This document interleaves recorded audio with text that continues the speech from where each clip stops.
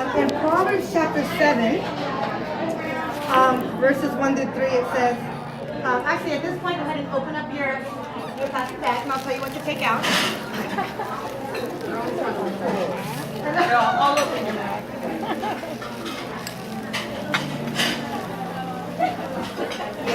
Everyone take out their pen. Yeah, cute. Display it for the camera, please. And say, Perfect. I am a tool. I am a tool. I am an instrument. I am an instrument. Tool, not so good. It says, verse 1, my son, I'll say daughter, keep my words and store up my commands within you. Keep my commands and you will live. Guard my teachings as the apple of your eye. Bind them on your fingers, write them on the tablet of your heart. The first part with the pen is about really God, the essence of God, the power of God, His Word, writing it on our hearts, in our minds. It's not just somewhere we go, but it's who we are.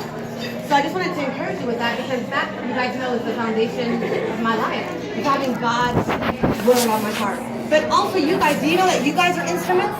Because you guys all of you guys are.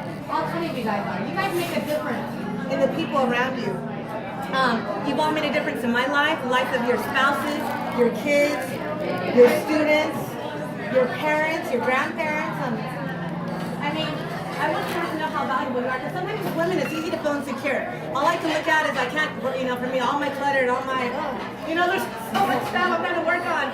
But it's easy to look at like, what are my budget, or I don't know who I want to look, or I need to lose weight, or how come I can't be like this person, that teacher. They always have, their whole class is advanced. But we can't compare ourselves. And we need to realize that each of us is valuable. And so remember that when you see that pen.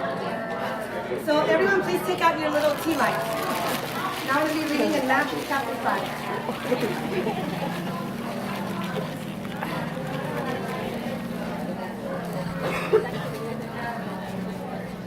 Verse 14 through 16. It says, you are the light of the world. A city on a hill cannot be hidden. Neither do people light a lamp and put it under a bowl. Instead, they put it on its stand and it gives light to everyone in the house. In the same way, let your light shine before men and women, that they may see your good deeds and praise your Father in heaven. There's so much darkness in the world. When you look at Facebook right now, there's so much that's going on. Or just on the news. Who here hasn't felt hopeless or discouraged or lost? I know I have. I think we all have. But God's light brings us out. And also friendship. True, authentic friendship brings us light. So the challenge for all of us is to be a light to our friends, our children, our students, our neighbors, our co-workers, and even strangers. And remember, even the light you might see in me, all comes from God. I'm not even trying to take credit, because this is where the source is. So when you make this a source, it gives us a source, and we can be that light for each other. So finally, take out the wallet.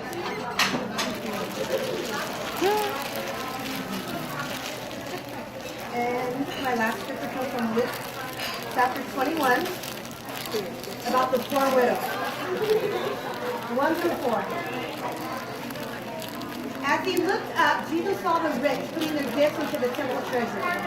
He also saw a poor widow put in 2 very small copper coins. I tell you the truth, he said, this poor widow has put in more than all the others. All these people gave their gifts out of their wealth, but she, out of her poverty, put in all that she had to live. And just that verse right there, but she, out of her poverty, put in all that she had to live on. When I think about all of you women, I think about sacrifice. I mean, even you, like you said you were up late, didn't sleep, got here because you weren't feeling well, and you still came, but you still came all the way here, even for a little bit of time. Why? Because you wanted to encourage. That's sacrifice. And I want to thank all of you guys for sacrificing today your time and your money, for being here. And I want to acknowledge all of you for the sacrifice that happens every day. A lot of you guys are taking care of your parents, those that are elderly. Some of you guys are taking care of your dying parents, those that have been sick and have struggled, whether with cancer or dementia or Alzheimer's. I mean, I know your lives. And you guys are taking care of your kids. Some of you guys have kids with behavior challenges, learning challenges. just, I mean, Is it right there? challenges. And then you've done it. Thank you. You take care of your students. It's not easy. I mean, teachers, well, that's a whole other story, but woo! Behaviors, attitudes, but you take care. You go back every day. You go back into the classroom to take care of them. To take care of your friends, early mornings, late nights. To take care of your ministry. I mean, you guys represent sacrifice, all of you. You sacrifice. So I just want you to know, like, I acknowledge you. I see what you do. I see how you guys take care of your families and get up and go to work, or even if you stay home and you're taking care of your home, and there's no one here that's just a deadbeat. No, you guys are awesome. And as we sacrifice and serve, we too are changing the world one person at a time. So I love you, and I just want you to know that it's a privilege and honor to have you. And I do have a little game. And let's see if you guys can guess, because you guys have been chatting, right? So who here is my devoted neighbor? Raise your hand. Who is it? Okay, so you guys, this is Karen, my devoted neighbor. When I was burglarized a couple times,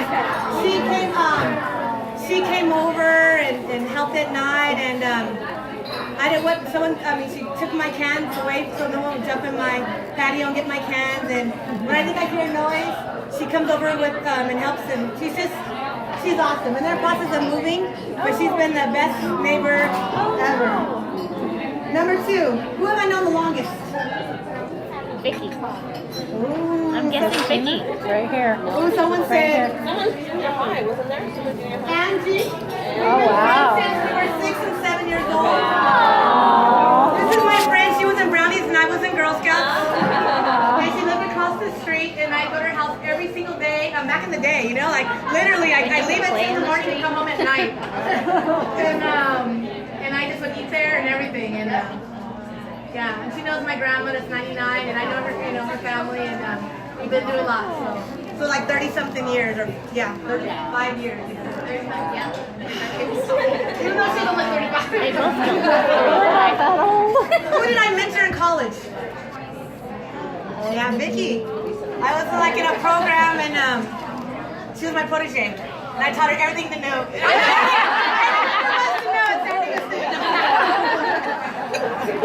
Okay, who did I go to high school with? Christine. My friend, was it middle school too? Or I think middle school? Castleberg. Since we were like 11 or 12 years old, so 30 years. And I used to go to her house after school, and we'd talk, and I remember our talks still, everything we talked about. And, and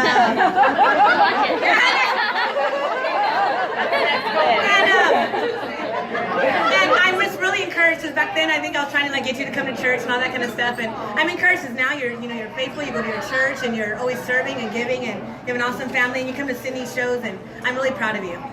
So I love you so much. Who teaches with me at Kimber Elementary? Oh yeah, Emma! We've been teaching together. I mean, I'm going on 18 years next week, but I think you started at 17, so 17 years. Oh my God. And we're not just like teachers like high and by, like, this is like, I'm gonna cry. Like, we're like, when we both really wanted to get pregnant, we were getting together and like praying about it, and we have lunch together, we just pray about whatever stresses, we help each other with our teaching and with our kids, and she's just, I mean, I go to her house every Halloween I spend with her before my daughter was born, for the last 10 years. So it's like, don't invite me because I'm going to go there.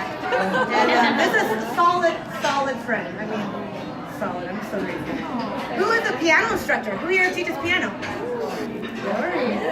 Yeah, talented. A woman in new trades. And again, she's another one that's always at city shows. And she helps organize like I'll say, what is it, 40 plus singles?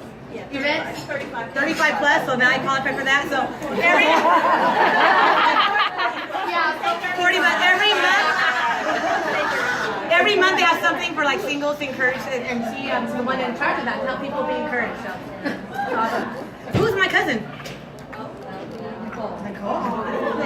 I bet you guys are eliminating. Only one out of the 4. Let's see. Awesome, faithful, encouraging. You inspire me a lot, even though like work challenges, your surgeries, you lost your car, broke down. I mean, she found it right here. This is how faithful she is. Like, I'm gonna be there, I'm gonna make it work. You never give up.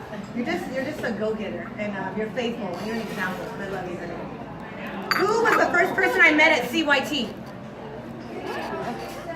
No, in Tinika. When Sydney first, she was 3 years old, starting Wiggles, and I was outside the door, and she was outside the door. And we're, okay. I know. We didn't leave. And we've kept in touch. Her daughter doesn't do CYT right now because she's an awesome soccer player. You guys can talk soccer. But again, same thing. When someone had broke into my home, she didn't even call. I mean, I just texted people like, pray for me. Someone broke this a couple years ago. She just drove and saw me just sitting there like this in shock. Came over, went in my home, went in my room that was all like, they just put everything away, like stayed there till like, I don't know, 10 o'clock, 11 o'clock at night, and put my stuff back in the drawers and everything. The next day she came over with soup or with food and That's right. other challenges I've had. She was just there like, I'm there, I'm on my way. And she's always been there for Sydney, for me. Again, I don't have to ask, you're always there. She's a solid friend. And I'm just very grateful. And I love you. Who was blessed to raise 5 boys? Joy. She has 5 boys. She doesn't look at, watch this. How old is your oldest boy? 28. I'm sorry, 29. She looks 29. Okay, I'm second. Who has 4 boys? These are some strong women, right? So, who has a 10-year-old gap between the second and third child? A 10-year-old gap. Yes, she had 3. So she had her surprise when her oldest was how old? Oldest was 15, and then and then little Bianca, who was in Lion King. So awesome. So the last little treat, I have little note cards. I'm gonna give you guys. Put your name on it and put them in a bag, and I'm gonna pick 2 winners to win a Starbucks gift card. Okay? So I love you, and carry on.